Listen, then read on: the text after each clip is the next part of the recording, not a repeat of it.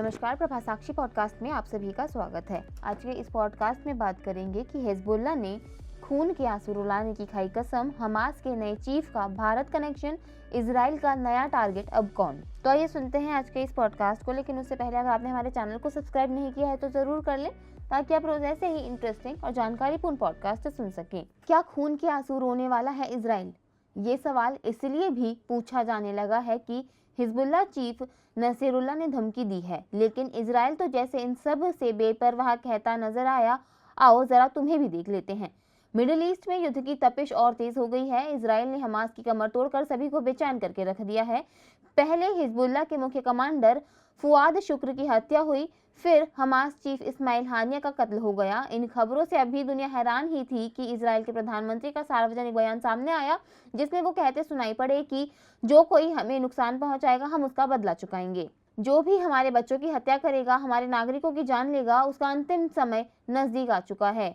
1 अगस्त को तेहरान में इस्माइल हानिया को दफन किया जा रहा था। जिस वक्त हानिया की अंतिम यात्रा चल रही थी, उसी वक्त इजरायली डिफेंस फोर्स ने एक्स पर लिखा कि अब हम दावे से कह सकते हैं कि मोहम्मद देऊफ मारा जा चुका है। देऊफ हमास के मिलिट्री विंग अल कासिम ब्रिगेड का सरगना था। इस ब्रिगेड ने 7 अक्टूबर 2023 को इजराइल पर आतंकी हमला किया था। तभी से वो इजराइल की हिट लिस्ट में था। इजराइल ने मानो पूरे मिडिल ईस्ट में बीते 1 हफ्ते में खलबली सी मचा दी है। 7 अक्टूबर को हुए हमले के बाद इजरायली डिफेंस फोर्स और दुनिया की सबसे ताकतवर एजेंसी में से एक मोसाद को लेकर भी कई सवाल उठाए जाने लगे थे, लेकिन इजराइल के ताबड़तोड़ एक्शन से हिजबुल्लाह और हमास बुरी तरह से बौखला गए हैं। हिजबुल्लाह ने इंतकाम तक लेने की कसम खा ली है। इजराइल को खून के आंसू रुलाएगा Hezbollah. Hezbollah chief Hassan Nasrallah ने इजराइल को धमकी दी है। उसने कहा कि इजराइल ने सारी सीमा को पार कर दिया है और अब वो खून के आंसू रोने वाला है। हिजबुल्लाह चीफ हसन नसरल्लाह ने कहा कि हिजबुल्लाह कमांडर फऊद शुक्र और इस्माइल हानिया की हत्या कर इजराइल ने रेड लाइन को क्रॉस कर दिया है। उसे प्रतिशोध का सामना करने के लिए अब तैयार रहना चाहिए। हिजबुल्लाह चीफ ने कहा कि जंग अब नए चरण में प्रवेश कर गई है। आने वाले दिनों में इजराइल बहुत ज्यादा रोने वाला है। लोगों को खून के आंसू हम रुलाने वाले हैं। लेकिन बेंजामिन नेतन्याहू ने साफ कर दिया है कि इजराइल हर एक्शन का मुंह तोड़ जवाब देने के लिए तैयार है।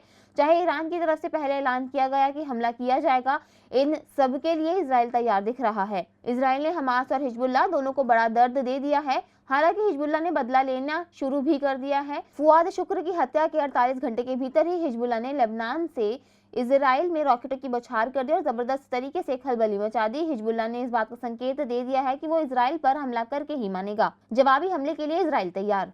इजराइल ने हिजबुल्लाह के कई रॉकेट को आयरन डोम की मदद से हवा में ही खत्म कर दिया। किसी रॉकेट को रिहायशी इलाके में नहीं गिरने दिया गया, इसीलिए इस रॉकेट हमले में किसी की जान के नुकसान की खबर नहीं है। इजराइल की तरफ से भी जवाबी कार्यवाही की गई है। लेबनान में हिजबुल्लाह के ठिकानों पर इजराइल की तरफ से हवाई हमला किया गया है। इजराइल हमले के बचाव की तैयारी में जुटा हुआ है।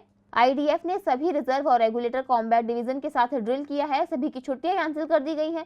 हिजबुल्लाह के हमले के मद्देनजर उत्तरी इजराइल से 8 और समुदायों को शिफ्ट किया गया है। कुल 60,000 से अधिक लोग सुरक्षित जगह पर भेजे जा चुके हैं। 40 किलोमीटर के दायरे से फैक्ट्री से खतरनाक सामग्री हटाने के आदेश दिया गया है। हमास के नए चीफ का भारत कनेक्शन। लेबनान और इजराइल में जंग छिड़ी हुई है, इसलिए जल्द ही हमास का नया चीफ चुना जा सकता है। जिस रफ्तार से इजराइल खुफिया एजेंसी हमास को टारगेट कर रही है, उसकी बाद गिनती के ही हमास विद्रोही बचे हैं। एक नया नाम सामने आया है जो हमास का नया चेहरा बन सकता है।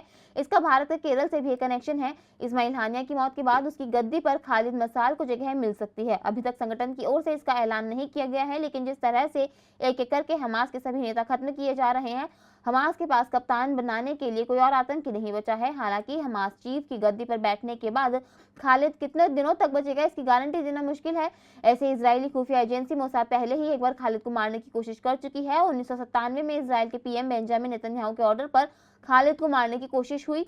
इजरायली खुफिया एजेंट ने ओमान में खालिद को जहर का इंजेक्शन दिया था। खालिद मशाल को लेकर भारत में भी विवाद हो चुका है। उन्होंने पिछले साल 27 अक्टूबर को केरल के सॉलिडेरिटी यूथ मूवमेंट की तरफ से फिलिस्तीनियों के समर्थन में आयोजित ऑनलाइन रैली को संबोधित किया था। इस दौरान मशाल ने कहा था कि इजराइल से अल अक्सा मस्जिद को आजाद कराने और इजराइल के आतंक से फिलिस्तीनियों को बचाने में दुनिया को फिलिस्तीनियों का साथ देना चाहिए। ऑनलाइन रैली में हमास नेता के शामिल होने से केरल बीजेपी चीफ के सुरेंद्रन भड़क गए थे और उन्होंने मांग की थी कि आयोजकों के खिलाफ कानूनी कार्रवाई होनी चाहिए। इजराइल पर हमला होते ही कूदा अमेरिका।